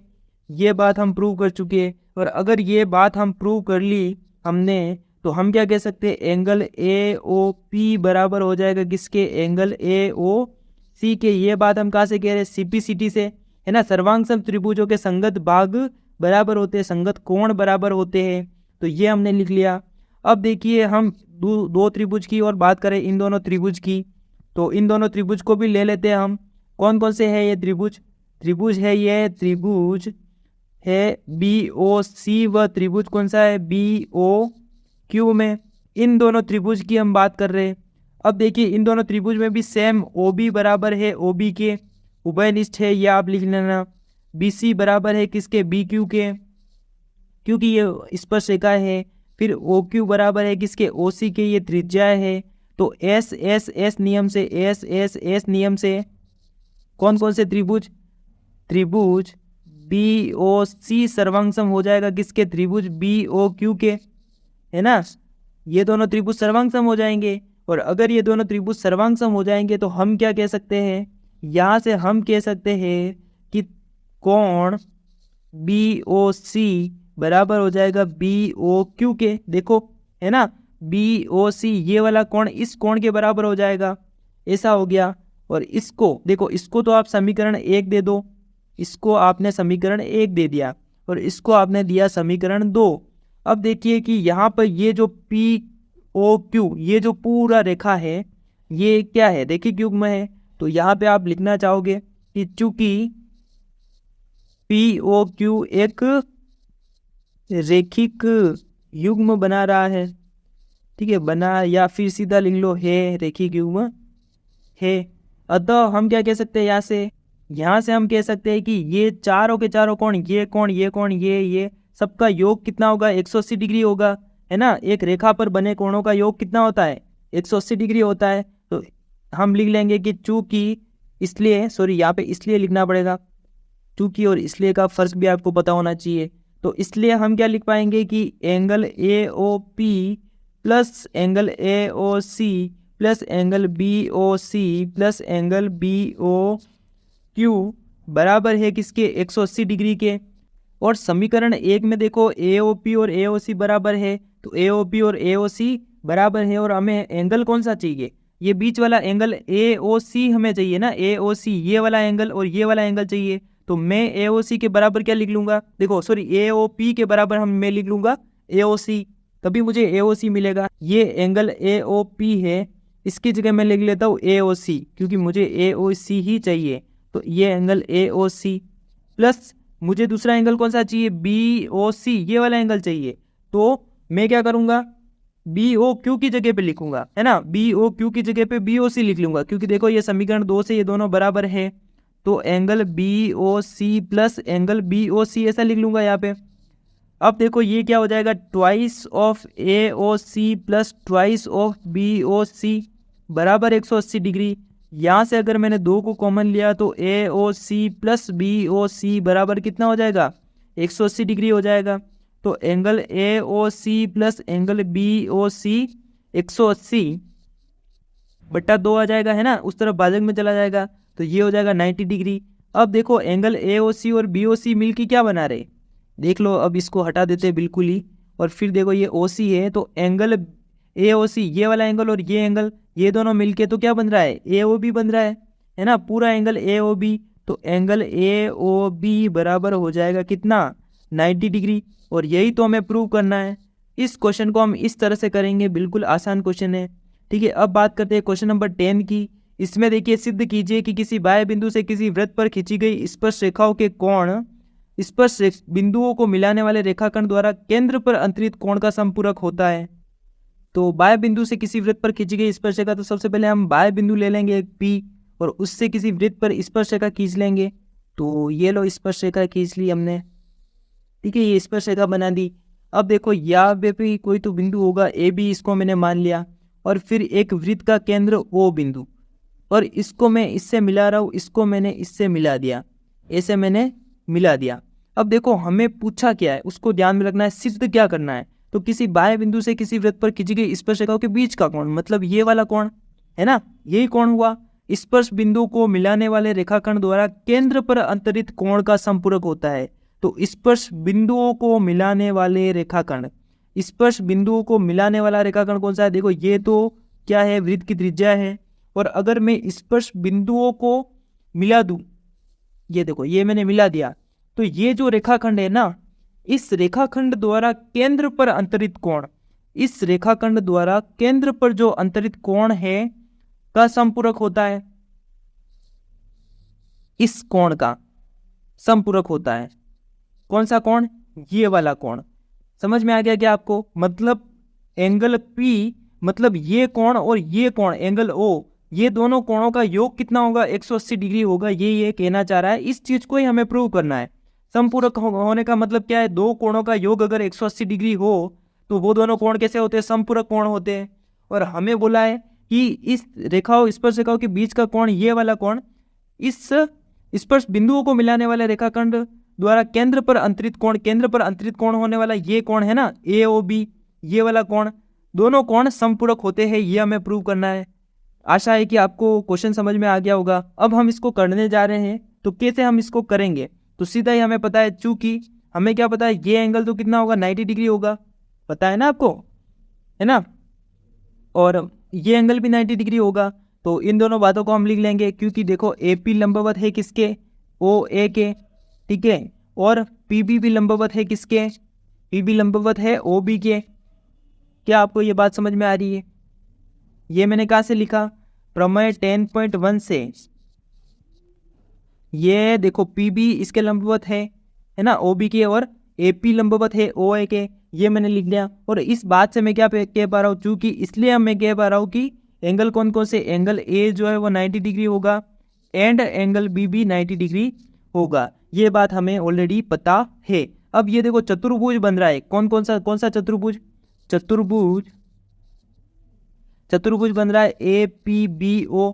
इस चतुर्भुज में अगर आप देखो तो आपको ये एंगल पता है, ये एंगल, ये जो एंगल है, ये एंगल 90 आपको पता है, ये देखो ये 90 एंगल आपको पता है, और दो एंगल आपको इसमें से नहीं पता है, ये दोनों एंगल, और इन दोनों का योग ही हमें देखना है कितना होता है, 180 डिग्री होता है।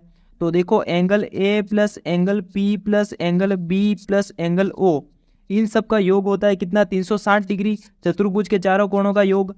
और फिर अब देखो ये एंगल A जो है वो 90 डिग्री, एंगल P हमें नहीं पता है, B जो है वो 90 डिग्री, एंगल O हमें नहीं पता है, ये 360 के बराबर है। तो ये 90 प्लस कितना हो गया, 180 डिग्री, है ना, और 360 में से मैंने माइनस किया 180 डिग्री, तो angle P plus angle O का योग मुझे कितना मिल गया, 180 डिग्री, है ना। तो सिद्ध हो गया कि ये दोनों कोण कैसे हैं, समपूरक है, और यही हमें प्रूव करना है। इस तरह से इस क्वेश्चन को करेंगे। अब देखिए क्वेश्चन नंबर 11 क्या कहता है हमें कि सिद्ध कीजिए कि किसी वृत्त के परिगत समांतर चतुर्भुज कैसा होता है, समचतुर्भुज होता है। तो देखिए यहाँ पे एक डायग्राम बना हुआ है ना। इस डायग्राम में आपको किसी वृत्त के परिगत एक चतुर्भुज दिखाई दे रहा है, और इस चतुर्भुज को नाम भी दे देते हैं हम ABCD। और फिर देखो यहाँ पे स्पर्श भी कर रहा है, ये जहाँ पे स्पर्श कर रहा है वो क्या है, स्पर्श बिंदु है, तो PQRS ये स्पर्श बिंदु मैंने नाम दे दिया। अब जो हमें पता है वो लिखते जाएंगे और इस क्वेश्चन को करेंगे। हमें इस समांतर चतुर्भुज तो दे रखा है, और समचतुर्भुज हमें प्रूव करना है। तो समांतर चतुर्भुज की जो प्रॉपर्टी होती है, जो हमें पता है, उसको यूज करके हम समचतुर्भुज प्रूव कर देंगे। आपको पता है कि समचतुर्भुज की चारों जो भुजाएं होती है कैसी होती है, बराबर होती है ना। और समांतर चतुर्भुज के आमने सामने की भुजाएं बराबर होती है, और आमने सामने की भुजाएं समांतर भी होती है। ये आपको प्रॉपर्टी पता है, तो इसको हम प्रूव करते हैं। तो जो दिया है उसको हम लिख रहे हैं। दिया है कि वृत्त के परिगत ABCD एक चतुर्भुज है, इतना ही हमें पता है ना। परिगत ABCD एक समांतर चतुर्भुज है ना। ABCD एक समांतर चतुर्भुज है, इतना हमें पता है। अगर ये समांतर चतुर्भुज है तो हम क्या कह सकते हैं, अर्थात हम क्या कह सकते हैं, सॉरी अतः नहीं लिखेंगे, अर्थात हम क्या कह सकते हैं। आपको पता है ना समांतर चतुर्भुज का क्या होता है, AB बराबर होगा किसके, DC के, और इसी तरह एंड AD बराबर होगा BC के। AD बराबर होगा BC के, आमने सामने की भुजाएं कैसी होगी, बराबर होगी। तो यहाँ पे लिख लोगे समांतर चतुर्भुज की विपरीत भुजाएं, ठीक है। ये विपरीत भुजाएं इसलिए दोनों बराबर है। अब देखिए कि वृत्त के बाह्य बिंदु से खींची गई स्पर्शरेखा की लंबाई भी बराबर होती है, हमें पता है। पहले हमने ऐसा क्वेश्चन भी कर रखा है एक थोड़ी देर पहले ही, तो वही चीज़ करनी है बिल्कुल आपको। तो इसको जल्दी जल्दी लिख लेता हूँ मैं। यहाँ पे लिखना पड़ेगा कि चूंकि वृत्त के बाह्य बिंदु, पूरी लैंग्वेज पूरी लिखनी पड़ेगी तभी आपको अच्छे मार्क्स मिलेंगे। खींची गई स्पर्श रेखा की लंबाई बराबर होती है, ठीक है। और ये लंबाई बराबर होती है तो मैं जल्दी लिख देता हूँ कि AP बराबर होगी किसके, AS के। इसको समीकरण 1 दे दो। इसी तरह देखो AP को जोड़ने वाली ये BP है ना, PB जो भी है, तो BP बराबर होगी किसके, BQ के। इसको समीकरण 2 दे दो। इसी तरह CR बराबर होगी, इसके सामने वाली भुजा लेनी है, CR बराबर होगी किसके, ताकि कंफ्यूजन ना हो, है ना। एग्जाम में आपको कंफ्यूजन हो सकता है कि कौन सी तो हम भुजा लें। तो आपको देखो यहाँ पे CR लिया है तो फिर DR ही लेनी पड़ेगी। अगर आपने इधर की कोई भुजा ले ली BQ तो फिर जोड़ने पे सब गड़बड़ हो जाएगा, है ना। ये लेने के बाद डायरेक्ट आप ये भुजा मत लेना, आमने सामने की भुजा लोगे तभी आपको ये चीज़ होगी सीधी सीधी। तो देखो CR जो है वो बराबर होगी किसके, CQ के। ये दोनों स्पर्श रेखा है तो CQ के।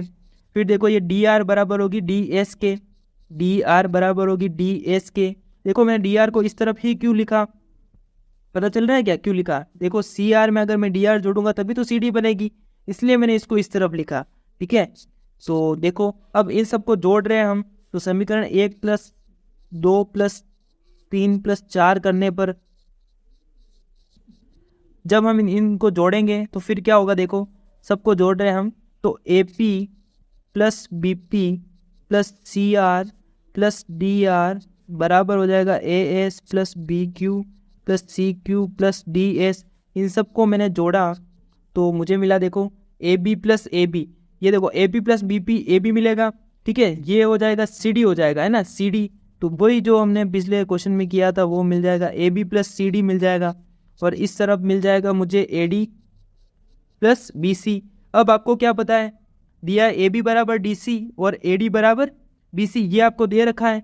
तो AB DC के बराबर है तो CD के बराबर है, मतलब है ना, DC CD एक ही बात है। तो CD के बराबर अगर मैंने AB लिख लिया तो AB + AB हो जाएगा यहाँ पे, ठीक है।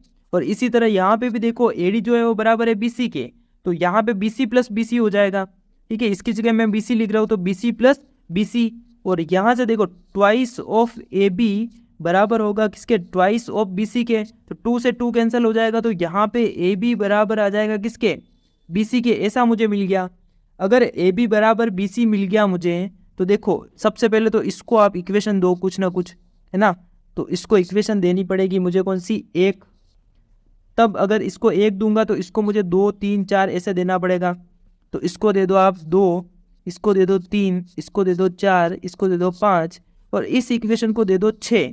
अब देखो इक्वेशन 1 से हमने यहाँ पे लिखा तो यहाँ पे कोष्टक में लिख लो समीकरण 1 से, ठीक है। 1 से हमने इसको ऐसा लिखा, सी डी के बराबर ए बी लिखा। अब देखो समीकरण 1 हमारे पास में है और समीकरण 6 हमारे पास में है। तो समीकरण 1 व 6 से इस तरफ मैं लिख रहा हूँ समीकरण 1 व 6 से, इन दोनों समीकरण से क्या दिख रहा है मुझे, ए बी बराबर है बी सी के, यहाँ पे ए बी बराबर है डी सी के। तो देखो ए बी बराबर है बी सी के और ए बी बराबर है किसके, डी सी के भी, मतलब सी डी के भी बराबर है। और फिर देखो बी सी किसके बराबर है, ए डी के, तो ये बी सी ए डी के बराबर है, मतलब चारों भुजाएं जो है वो आपस में बराबर हो गई। तो क्या हम यहाँ से कह सकते हैं कि अतः ए बी सी डी एक समचतुर्भुज है, एक समचतुर्भुज है, ऐसा लिख लेना। इस तरह से इस क्वेश्चन को करेंगे। तो चलिए आगे बढ़ते हैं। क्वेश्चन नंबर कौन सा, क्वेश्चन नंबर 12 की बात करते हैं।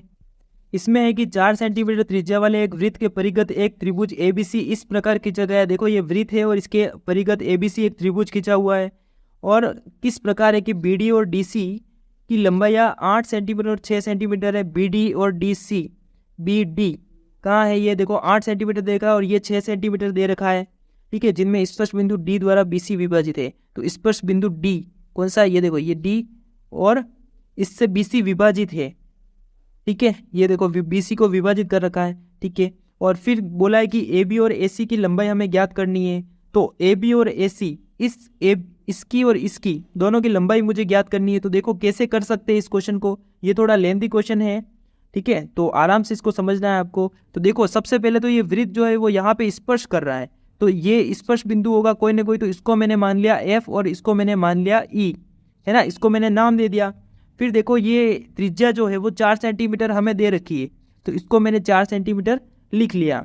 अब क्या करेंगे हम, सबसे पहले कि इस स्पर्श बिंदु से इस ओ को मिलाएंगे और इसी तरह हम ओ को एफ से भी मिलाएंगे, ये हमने कर दिया। फिर एक चीज़ हमें और क्या करनी पड़ेगी कि इस ओ को हम इन तीनों शीर्षों से मिलाएंगे। तो देखिए ये मैं मिला रहा हूँ इसको इस तरह से और इसको यहाँ से मिलाएंगे और इस ए से इस ओ को मिलाएंगे। अब देखो इसको मिलाने का कारण क्या है वो मैं बताता हूँ आपको। ये जो बाह्य बिंदु सी है और ये वृत्त है आपको पता है, तो स्पर्शरेखा कौन सी हो जाएगी, सी एफ, देखो सी एफ ये स्पर्शरेखा और ये सी डी ये स्पर्शरेखा। तो सी डी और सी एफ क्या दोनों बराबर होगी या नहीं होगी, हो जाएगी। क्यों होगी बराबर, क्योंकि बाह्य बिंदु से खींची गई स्पर्शरेखा है दोनों वृत्त पर। तो ये अगर हमें 6 सेंटीमीटर दे रखी है तो ये भी कितनी हो जाएगी, 6 सेंटीमीटर हो जाएगी। इसी तरह बी बाह्य बिंदु है और यहाँ से भी स्पर्शरेखा खींची गई है, तो ये अगर 8 सेंटीमीटर है तो ये भी 8 सेंटीमीटर हो जाएगी। अब हमें तो क्या चाहिए, इस पूरी एसी की लंबाई चाहिए। तो इसके लिए देखिए हमें क्या करना पड़ेगा, इसको मैंने मान लिया x और इसको भी मैंने मान लिया x। क्यों दोनों x क्यों होगी, क्योंकि ये दोनों बराबर होगी। कैसे बराबर होगी, बाह्य बिंदु ए और इससे इस वृत्त पर खींची गई स्पर्शरेखा कौन सी, ए एफ और ए ई, इसलिए ये दोनों बराबर होगी और इसको मैंने माना है x। अब देखिए जो रचना हमने की उसको हम लिख लेते हैं। तो रचना में सीधा ऐसा है कि ओ ए ओ बी ओ सी व ओ एफ व ओ ई को मिलाया, बस इतना ही है ना, इन सब को हमने मिला दिया है, बस इतनी रचना हमने की है। फिर देखो माना क्या है, हमने माना कि ए एफ बराबर है किसके, ए ई के, और ये एक्स हमने माना है, ठीक है। बाह्य बिंदु से स्पर्शरेखा क्या, यहाँ पे कोष्टक में लिख भी सकते हो, बाह्य बिंदु से स्पर्शरेखा, बाह्य बिंदु से स्पर्श रेखाएं है ये, इसलिए बराबर है। सबके लिए सेम होगा ये ऐसा ही कि देखो सी डी बराबर है कितना, 6 सेंटीमीटर। देन हम कह सकते हैं कि सी एफ भी कितना हो जाएगा, 6 सेंटीमीटर हो जाएगा। इसी तरह बी डी जो है वो मैं 8 सेंटीमीटर दे रखा है और बी ई जो है वो भी 8 सेंटीमीटर हो जाएगा, है ना। सबका कारण यही है कि बाह्य बिंदु से स्पर्श रेखा, इसलिए ये बराबर है। फिर अगर हम देखें त्रिभुज ए बी सी की भुजाएं की बात करें तो भुजाएं कौन कौन सी, देखो भुजाएं कौन कौन सी है, ए बी कितनी हो जाएगी, x + 8, ए बी ये देखो x + 8 हो जाएगी। फिर हम बात करते हैं बी सी की, तो बी सी हो जाएगी कितनी, आपको पता ही है, देखो बी सी तो सीधा दिख रहा है, 6 + 8 मतलब 14 हो जाएगी। और फिर देखो AC, तो AC जो हो जाएगी वो x+6 हो जाएगी। तो ये तीनों भुजाएं हमें मिल चुकी है। अब हम क्या कर रहे हैं, इसको करने का अप्रोच क्या है, तो ABC का पहले हम क्षेत्रफल ज्ञात करेंगे। देखो हमें तीनों भुजाएं पता है, AB, BC और AC। अगर तीनों भुजाएं पता हो तो हीरोन का जो सूत्र होता है उससे हम क्षेत्रफल ज्ञात कर सकते हैं। क्लास 9 में आपने पढ़ा है हीरोन का सूत्र, ठीक है। तो उससे हम ये क्षेत्रफल ज्ञात कर लेंगे पहले, और फिर क्या करेंगे, देखो इस त्रिभुज के भी 3 टुकड़े हो रहे हैं, यहाँ पे 3 अलग अलग त्रिभुजों में बट रहा है ये। कौन कौन से त्रिभुज, अगर इसको मैं प्रॉपरली देखूँ तो एक ये वाला त्रिभुज, देखो मैं एक बार मार्क कर रहा हूँ इस पे, फिर इसको मैं हटा दूंगा। तो देखो एक तो ये त्रिभुज दिख रहा है क्या आपको, ये त्रिभुज। फिर अगर मैं बात करूँ अलग कलर से, या फिर चलो इसको मैं हटा देता हूँ एक बार, और फिर देखो एक तो ये त्रिभुज दिख गया आपको, फिर ये वाला त्रिभुज, ठीक है, और फिर ये वाला त्रिभुज। ये तीनों जो त्रिभुज है, इन तीनों के अलग अलग क्षेत्रफल हम ज्ञात करके योग करेंगे, तो इस पूरे क्षेत्रफल के, इस पूरे त्रिभुज के क्षेत्रफल के बराबर होगा। तो इस अप्रोच को लगाकर हम इस x को ज्ञात कर लेंगे, और अगर x मिल जाएगा तो हमें आराम से ये दोनों भुजाएं मिल जाएगी। तो इस तरह से हम इस क्वेश्चन को करेंगे। अब देखिए पहले हमें क्या करना पड़ेगा, अगर हीरोन के क्षेत्रफल से हम क्षेत्रफल निकाल रहे हैं तो अर्ध परिमाप निकालना पड़ेगा। अर्ध परिमाप, अर्ध परिमाप, आपको पता है अर्ध परिमाप कैसे निकालते हैं, जिसको हम s से प्रदर्शित करते हैं, और a+b+c/2 इन तीनों भुजाओं का योग। तो देखो x+8 +14 +x+6/2, तो इन तीनों को जोड़ने पे देखो ये 2x + 28 हो जाएगा। तो 2 से 2 कैंसिल हो जाएगा, और फिर हमें मिलेगा यहाँ पे देखो 2x + 28 देन अपॉन 2। तो यहाँ से देखो 2 मैंने कॉमन लिया, तो फिर 2 से 2 कैंसिल हो जाएगा, और x + 14 ये मुझे मिल जाएगा। तो ये अर्ध परिमाप मिल चुका है। अब मैं त्रिभुज ABC का क्षेत्रफल निकाल रहा हूँ। त्रिभुज ABC का क्षेत्रफल, इसके लिए आपको फॉर्मूला पता है, S - A S - B S - C, ये फॉर्मूला होता है। अर्ध परिमाप हमें कितना मिला था, x + 14, तो x + 14 ये अर्ध परिमाप, x + 14 माइनस ऑफ a, तो a जो है मतलब पहली वाली भुजा, x + 8, x + 8 इसको कोष्टक में लिखेंगे। फिर s - b, तो b जो है वो कौन सी, दूसरी वाली भुजा, या फिर कोई भी पहली दूसरी किसी को भी मान सकते हो, कोई फर्क नहीं पड़ता है। तो x + 14 माइनस ऑफ x + 6, ठीक है, ये वाली भुजा मैंने ले ली। फिर देखो ये जो 14 हमें दे रखा है, x + 14 - 14, ये तीसरी भुजा मान ली मैंने। अब देखिए इसके सिंप्लीफाई हम करते हैं, तो x + 14 ऐसा का ऐसा रहने देंगे। यहाँ पे देखिए x - 14 माइनस अगर बाहर है तो ये दोनों माइनस के हो जाएंगे, है ना, बाहर निकलने पे। फिर इसी तरह यहाँ पे x + 14 माइनस, और ये भी माइनस हो जाएंगे। यहाँ पे देखो 14 से 14 कैंसिल हो जाएगा, तो x बचेगा सिर्फ। और फिर देखो यहाँ पर x + 14, और ये कितना बचेगा, देखो x से x कैंसिल हो जाएगा, यहाँ पे भी x से x कैंसिल हो जाएगा। तो माइनस माइनस क्या होता है, प्लस होता है, ठीक है। सॉरी ये प्लस है ना, x + 14 है ना, देखो x + 14 है, परिमाप आया था अर्ध परिमाप। तो 14 में से 8 गया तो मुझे मिल गया कितना, 6। और इसी तरह यहाँ पे 14 में से 6 जाएगा तो मुझे मिल जाएगा 8, और ये x तो है ही है, इरेज कर रहे हैं हम, इसको थोड़ा छोटा कर दो। ये हो जाएगा कितना, देखो x + 14 तो है ही है अंदर, ठीक है, x + 14 तो है ही है। फिर देखो 6 × 8 48 हो जाएगा, और x हो जाएगा, तो 48x ऐसा हमें मिल गया। अब देखो इसको आगे सोल्व हम करें, कैसे करेंगे, आगे होगा भी नहीं। तो हम क्या करेंगे, ABC का क्षेत्रफल तो हमने निकाल दिया, फिर हम क्या कर रहे हैं, उन दोनों तीनों जो त्रिभुज हमने देखे थे थोड़ी देर पहले, उनका भी क्षेत्रफल निकाल देते हैं। तो यहाँ पे हम क्या लिख सकते हैं, त्रिभुज ABC का क्षेत्रफल जो है वो बराबर होगा किसके, ये देखो OAC OBC OBA, ये तीनों त्रिभुज। तो देखो तीनों का लिख लेता हूँ, त्रिभुज OBC प्लस त्रिभुज OA, क्या था, त्रिभुज OAB था, प्लस त्रिभुज कौन सा, OAC का क्षेत्रफल, इन तीनों के क्षेत्रफल के योग के बराबर होगा। तो लास्ट में हम इसको बराबर कर देंगे ऐसे, या फिर चलो यही से हम करते हैं। तो देखो त्रिभुज ABC का क्षेत्रफल जो है वो हम यहाँ पर निकाल चुके हैं, कितना है, x + 14 और गुणे में क्या है 48x ऐसा है। त्रिभुज OBC का क्षेत्रफल, तो आपको पता है कि ये देखो ओबीसी त्रिभुज कौन सा है, ये वाला त्रिभुज। और किसी त्रिभुज में अगर हमें ऊंचाई पता हो तो आपको पता है 1/2 इंटू आधार इंटू ऊंचाई वाले फॉर्मूले से भी हम निकाल सकते हैं। तो ये ओडी जो है ना 4 सेंटीमीटर, ये इस त्रिभुज की ऊंचाई है। तो और आधार हमें पता है, तो उस जो फॉर्मूला है उससे हम इसको कैलकुलेट करेंगे। तो देखो 1/2 आधार इंटू ऊंचाई, तो आधार तो हो जाएगा कितना 14 इंटू ऊंचाई है 4, प्लस इसी तरह इसमें भी होगा 1/2 ओ ए बी। देखो ओ ए बी ये वाला, इसमें भी ये 4 सेंटीमीटर ही होगी, ठीक है, ये उसकी ऊंचाई हो जाएगी ओ ए बी में। आधार हमने ए सी को माना है, इसी तरह इसके अंदर हम मानेंगे आधार ए बी को, और ये 4 सेंटीमीटर उसकी ऊंचाई हो जाएगी। तो चलिए करते हैं इसको।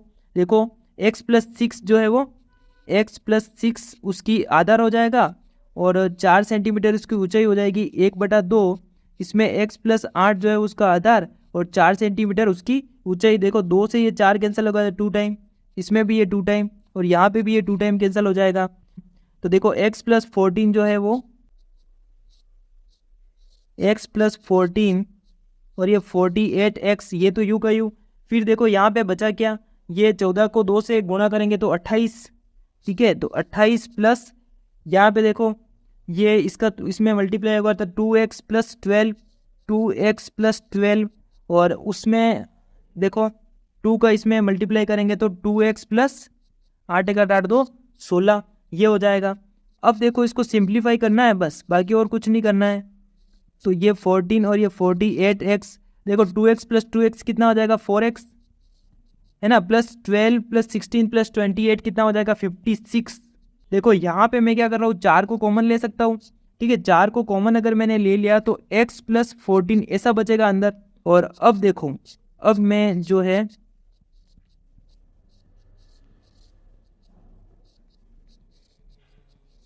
अब देखो यहाँ पे रूट को हटाने के लिए हम क्या कर सकते हैं, दोनों तरफ स्क्वायर करना पड़ेगा।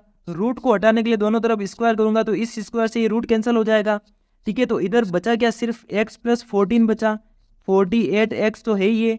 फिर देखो ये इसका स्क्वायर कर रहा हूँ मैं, तो 4 का स्क्वायर कितना हो जाएगा 16, और x+14 का स्क्वायर करूंगा तो इसको 2 बार लिख लूंगा, मतलब मैं, है ना, 2 बार लिख लिया। फिर देखो x+14 से x+14 कैंसिल हो जाएगा, और फिर इस 16 को मैं इस तरफ लेके आ रहा हूँ, तो 16 का भाग 48 में देंगे तो कितना आ जाएगा 3, है ना। तो 3x बचेगा बराबर x+14 तो है ही ये। फिर देखो x इस तरफ आ जाएगा 2x बचेगा 14, और फिर यहाँ से x की जो वैल्यू मिलेगी मुझे कितना मिल जाएगी 7 सेंटीमीटर। अगर ये x की वैल्यू मुझे 7 मिल गई तो AB और AC हमें ज्ञात करनी है, AB और AC हमें ज्ञात करनी है। देखो AB ये वाली कितनी है x+8, और ये है x+6, तो AB तो है x+8 और ये है x+6, और x की वैल्यू मुझे मिली है 7, तो 7 + 8 कितना हो जाता है आपको पता है 15 हो जाएगा। और ये देखो 7 + 6 ये हो जाएगा 14 या सॉरी 13 हो जाएगा। तो ये दोनों भुजाएं जो है वो मुझे मिल चुकी है, और यही हमें ज्ञात करनी थी। तो इस क्वेश्चन को इस तरह से करेंगे। बात करते हैं नेक्स्ट क्वेश्चन की। क्वेश्चन नंबर 13, सिद्ध कीजिए कि वृत्त के परिगत बनी चतुर्भुज के आमने सामने की भुजाएं केंद्र पर संपूरक कोण अंतरित करती है। तो ये देखो वृत्त के परिगत एक चतुर्भुज बना हुआ है, और इस चतुर्भुज में इसमें देखो यहाँ पर कोई केंद्र होगा, है ना, वृत्त का केंद्र O होगा, और इस चतुर्भुज को नाम दे दो पहले तो ABCD। तो इसको नाम दे दिया मैंने ABCD, और फिर जहाँ पे ये स्पर्श कर रहा है वो स्पर्श बिंदु हो गए, तो PQRS ये स्पर्श बिंदु हो गए। प्रूव क्या करना है, प्रूव करना है कि आमने सामने की भुजाएं केंद्र पर संपूरक कोण अंतरित करती है। इस चतुर्भुज की तो आमने सामने की भुजाएं ये AB और CD ये दोनों आमने सामने की भुजाएं, और ये केंद्र पर जो कोण अंतरित कर रही है ये कोण, ये दोनों कोण संपूरक होंगे, मतलब इस कोण और इस कोण का योग कितना होगा 180 डिग्री होगा, ऐसा हमें प्रूव करना है। तो इसको करने के लिए क्या करेंगे, हम इनको मिलाना ही पड़ेगा सबको आपस में। तो देखो मैंने ये सबसे पहले P को O से मिलाया और इस S को O से मिलाया, तो ये दोनों क्या है स्पर्श बिंदु से मैंने इस केंद्र से मिलाया, मतलब ये दोनों त्रिज्या है, और ये बाह्य बिंदु A है, और इससे स्पर्श रेखा AB और AS बराबर होगा, ऐसा होगा। तो चलिए मैं A को भी O से मिला लेता हूँ, A को O से मिला लेता हूँ। अब अगर ये दोनों कोण बराबर होते हैं ये भी हमें पता है ना, ये कैसे पता है, हमने ऐसा प्रूव कर रखा है पहले। और फिर देखो इसको भी इससे मिला लेता हूँ, इसको इससे मिला लेता हूँ, इसी तरह इसको इससे, इसको इससे और इसको इससे, सबको मैंने इधर उधर मिला लिया। अब देखिए केंद्र ओ वाले वृत्त के परिगत हमें एक चतुर्भुज ABCD दे रखा है। इस बात को मैं लिख लेता हूँ पहले तो जो दिया है उसको लिख लेता हूँ, केंद्र ओ वाले वृत्त के परिगत एक चतुर्भुज ABCD दिया है या फिर है, ऐसा मैंने लिख लिया। अब देखो यहाँ पे कौन कौन से एंगल बराबर होंगे, तो मैं मान लेता हूँ सीक्वेंस से ये A है, ये B है, अलग पेन से लिखते हैं, ये A है, ये B है, और ये C है, ये D है ना। इस तरह सीरियल वाइज में मान लेता हूँ ये E, फिर आता है F, G और H। मतलब कौन कौन से एंगल, ये एंगल, ये एंगल, ये सारे एंगल है ना, और ये O तो केंद्र है ही है। अब ये सारे जो एंगल है इसमें देखो A और B को अगर आप देखोगे तो ये OA जो है ना, ये वाली रेखाखंड, आपको पता है ना, मैंने बताया था कि अगर इस तरह से कोई बाह्य बिंदु है, देखो मैं बताता हूँ, ये त्रिज्या है और ये, तो ये दोनों एंगल बराबर होंगे और ये दोनों भी बराबर होंगे। ये तो आपको पता ही है पहले से है ना, दोनों त्रिभुज को सर्वांग सम प्रूव किया था हमने। तो A और B दोनों बराबर होंगे, लिख सकता हूँ क्या मैं, A और B दोनों बराबर। इसी तरह CD बराबर होंगे, EF बराबर होंगे और H और G दोनों बराबर होंगे। तो इस बात को यहाँ पे लिखना है। तो एंगल A बराबर होगा एंगल B के, इसी तरह एंगल जो है C बराबर होगा एंगल D के, और एंगल E जो बराबर होगा एंगल F के, एंगल G बराबर होगा एंगल H के। और ये सब बात जो है मैंने कहाँ से लिखी, देखो लिख लेंगे OA जो है वो एंगल SOP, ये पूरे एंगल को सम द्विभाजित करता है। देखो SOP, इसलिए A और B दोनों बराबर है, तो एंगल SOP को सम द्विभाजित करता है, भाजित करता है। ये सब जगह सेम सेम लिख लेना है आपको, है ना, यहाँ पे सेम सेम लिख लेना है कि यहाँ पे कौन सा, देखो यहाँ पे तो OA है, फिर यहाँ पे OB है, इसी तरह यहाँ पे जो है वो OC है, और यहाँ पे है OD। किस किस एंगल को समद्विभाजित कर रहे हैं, तो POQ को यहाँ पे समद्विभाजित कर रहे हैं। देखो ये एंगल बन रहा है पूरा एंगल ये वाला, और इसी तरह यहाँ पे जो है वो ROQ को कर रहा है, और यहाँ पे ROS को समद्विभाजित कर रहा है। तो ये सेम लाइन लिखनी है आपको, ठीक है, समद्विभाजित करता है ऐसा आपको लिख लेना है। अब ये बात तो हो गई। अब देखिए कि ये जो पूरा चतुर्भुज है ये है ना, इसके अंदर देखो कितने एंगल बन रहे हैं, मतलब किसी बिंदु पर इसके चारों तरफ बनने वाले जो एंगल होते हैं ना, उसका योग कितना होता है, 360 डिग्री होता है ना। ये तो आपको पता ही है, एक बिंदु पर बनने वाले सभी कोणों का योग। तो ये सारे जो कोण है ना ABCDEFGH सब मैंने माने, ये एक बिंदु पे बन रहे हैं, और इन सब का योग कितना होगा, 360 डिग्री होगा। कि angle A plus angle B plus angle C plus angle D plus angle A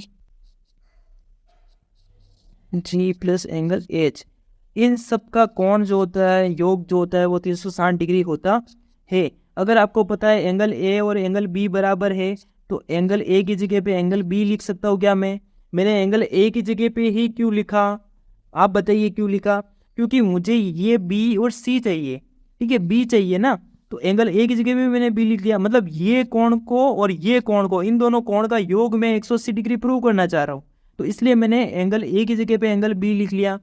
plus अब देखो एंगल C और D, तो इसमें से D की जगह पे C लिखूंगा मैं, क्योंकि मुझे C चाहिए ना, C में इंटरेस्टेड हूँ मैं, तो एंगल D की जगह पे मैंने C लिख लिया।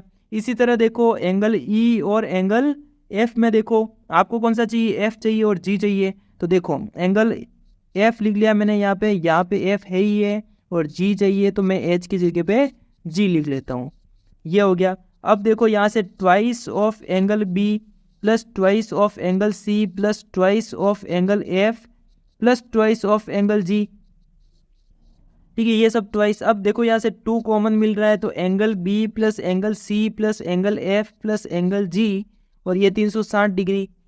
तो यहाँ से angle B plus angle C plus angle F plus angle G, ये कितना मिल गया, इसमें भाग देंगे तो ये 180 हो जाएगा, ऐसा हो जाएगा। अब देखो angle B plus angle C जो है वो तो क्या है, AOB, ये पूरा एंगल AOB, और इसी तरह ये जो है वो COD, तो एंगल बी प्लस सी की जगह पे मैं लिख रहा हूँ angle A O B plus यहाँ पे लिख लूंगा सी ओ डी। ये दोनों का योग कितना आ गया, 180 डिग्री के बराबर आ गया। और हमें यही तो प्रूव करना है। देखो एंगल ए ओ बी व एंगल एवं एंगल सी ओ डी समपूरक कोण है, समपूरक कोण है। और यही हमें प्रूव करना है। देखो आमने सामने की भुजाएं केंद्र पर समपूरक कोण अंतरित करती है। तो इस तरह से इस क्वेश्चन को करेंगे। ठीक है फ्रेंड्स, आज के लिए इतना ही। 13 क्वेश्चन ही थे और उन सबको हम कर चुके हैं। इन सभी क्वेश्चन को अपने खुद के हाथ से आप करोगे है ना, कॉपी पेन लेके, तभी आपको ये क्लियर हो पाएंगे, समझ में भी आएंगे। तो आपको खुद को करने ही है सारे क्वेश्चन। तो okay friends, all the best. आज के लिए इतना ही, मिलते हैं नेक्स्ट वीडियो में।